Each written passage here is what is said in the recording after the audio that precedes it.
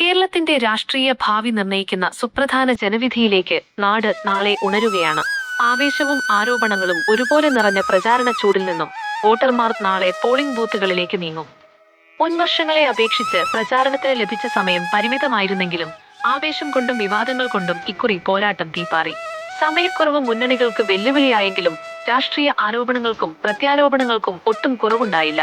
സംസ്ഥാന തലത്തിൽ തന്നെ ശ്രദ്ധിക്കപ്പെട്ട ഗൗരവകരമായ വിവാദങ്ങൾ പ്രചാരണ വേളയിൽ ആഞ്ഞടിച്ചെങ്കിലും അണികളെയും വോട്ടർമാരെയും ചേർത്ത് പിടിച്ച് ഗുരുവായൂരിൽ മുന്നണികൾ ചുവടുറപ്പിച്ചു നിന്നു. കൊടും ചൂടിനെ പോലും അവഗണിച്ചുകൊണ്ട് ഓരോ വോട്ടറെയും നേരിൽ കാണാൻ സ്ഥാനാർത്ഥികൾ ഓടി നടന്ന കാഴ്ചയാണ് കഴിഞ്ഞ ദിവസങ്ങളിൽ കണ്ടത്. സംസ്ഥാനത്ത് ശക്തമായ മത്സരം നടക്കുന്ന മണ്ഡലങ്ങളിൽ ഏറ്റവും ശ്രദ്ധേയമായ ഒന്നായി ഗുരുവായൂർ മാറിക്കഴിഞ്ഞു.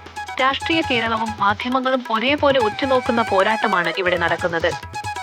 സിറ്റിംഗ് MLA ആയ NK അക്ബറിലൂടെ മണ്ഡലം നിലനിർത്താമെന്ന തികഞ്ഞ ആത്മവിശ്വാസത്തിലാണ് ഇടതുമുന്നണി.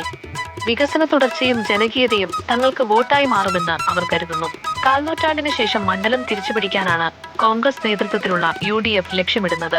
ഭരണവിരുദ്ധ വികാരവും പ്രാദേശിക വിഷയങ്ങളും ഉയർത്തിക്കാട്ടി ശക്തമായ പ്രചാരണമാണ് കാഴ്ചവെച്ചത്. മുസ്ലിം ലീഗിലെ CH റഷീദാണ് UDF സ്ഥാനാർത്ഥി. B ഗോപാലകൃഷ്ണനാണ് NDA സ്ഥാനാർത്ഥി.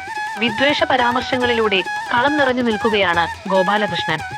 ചാവക്കാട് ഗുരുവായൂർ നഗരസഭയും 6 പഞ്ചായത്തുകളും ചേർന്നതാണ് മണ്ഡലം. 2 നഗരസഭകളും LDF ഭരിക്കുന്നു. UDF 5 പഞ്ചായത്തും LDF 1 പഞ്ചായത്തും ഭരിക്കുന്നു.